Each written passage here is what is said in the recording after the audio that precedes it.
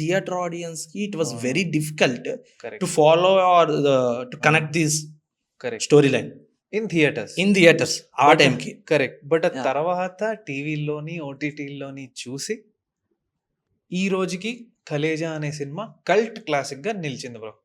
And నేను చెబుతుంది అప్పుడు 2010లో ఉన్న ఆడియన్స్ గురించి, అండ్ ఇప్పుడు ఆడియన్స్ పర్సెప్షన్ చాలా మారింది.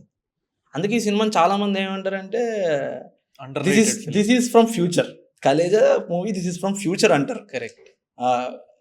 సో ఇప్పుడు వచ్చి ఉంటే మేబీ మా చాలామంది సినిమాని వేరే కోణంలో చూస్తున్నారు, అండ్ ఓటీటీల్లో వేరే వేరే లాంగ్వేజెస్లోని అన్ని జోనర్స్ మూవీస్ చూస్తున్నారు. కాబట్టి కలేజ్ ఇప్పుడు వచ్చి ఉంటే డెఫినెట్గా రిసీవ్ చేసుకునేవారు, బెటర్గా రిసీవ్ చేసుకునేవారు. కరెక్ట్. అంటే ఎలా హిట్ అయ్యేది అన్నది మనం చెప్పలేము. కరెక్ట్. అప్పటికైనా ఇప్పుడైతే బెటర్గా రిసీవ్ చేసుకునేవారు డెఫినెట్గా.